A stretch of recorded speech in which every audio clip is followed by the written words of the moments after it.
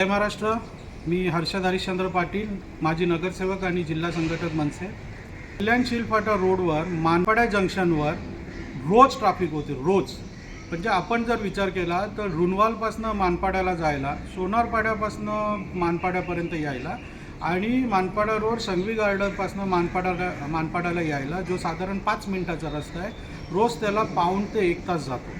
आणि याचं कारण आहे मेट्रोचं काम चालू आहे. MMRDAच्या मार्फत तिथे मेट्रोचं काम चालू आहे. MMRDAच्या अधिकारी आणि मेट्रोचे जे कोणी कॉन्ट्रॅक्टर असतील त्यांना सूचनावजा इशारा आहे का येत्या 8 दिवसामध्ये आपण या ट्रॅफिकचं नियोजन व्यवस्थित करा आणि लोकांना याच्यातनं दिलासा द्या. आता शाळांना सुट्टी होती तर ठीक होतं, काम चालू होतं, आम्ही सहन करत होतो. आता शाळा चालू झाल्या आहेत. विद्यानिकेतनसारखी जी शाळा आहे त्यांना या ट्रॅफिकमुळे वारंवार शाळेला सुट्टी द्यावी लागते. मुलांचे हाल होतात, पालकांचे हाल होतात, रोज कामावर जाणाऱ्या लोकांचे हाल होतात. कधी थांबणार हे सगळं?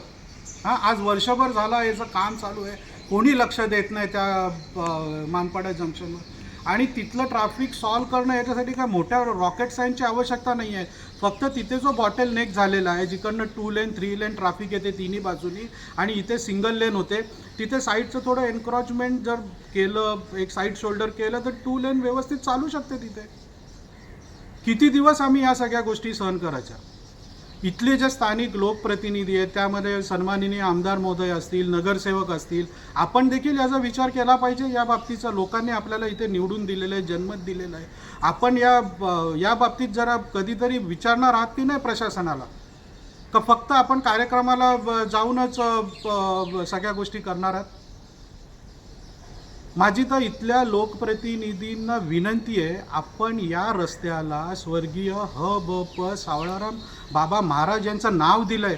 अरे किमान त्या नावाला कुठे काळं लागणार नाही याची तरी आपण दखल घेतली पाहिजे.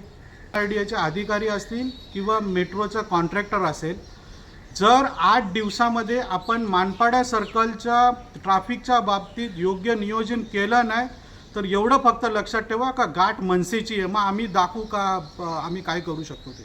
कृपा करून आम्हाला आंदोलन करण्याकरिता भाग पाडू नका. या ट्रॅफिकमुळे वाहतूक पोलिसांवर किती ताण येतो याचा कोणी विचार केला आहे का? आपण फक्त पोलिसांबद्दल वाईटच बोलतो, तरी त्यांचं एक दिवसभर 12-12 तास काम करतात याचा कोणी विचार केला आहे का? आज तिथे वॉर्डन आहे, त्या वॉर्डनचं कोणी ऐकत नाही. ओलावाल्यांचं तर एवढा माज वाढला आहे का जरा ट्रॅफिक दिसली तर नो एंट्रीतनं जातात. यांना पण आम्ही एका 8 दिवसामध्ये दाखवू यांना शिस्त काय असते ती. पुन्हा एकदा माझी इथल्या स्थानिक लोकप्रतिनिधी तसेच MMRDAचे अधिकारी असतील किंवा मेट्रोचे कॉन्ट्रॅक्टर असतील, विनंती आहे कृपा करून आपण या बाबतीमध्ये लक्ष द्या आणि येणाऱ्या 8 दिवसामध्ये याचं व्यवस्थित नियोजन करा आणि सामान्य जनतेला, मुलांना, बाळांना, पालकांना याच्यातनं कृपा करून तुम्ही या ट्रॅफिकच्या याच्यातनं मुक्त करा, ही माझी आपल्याला हात जोडून विनंती आहे. धन्यवाद. जय हिंद, जय महाराष्ट्र.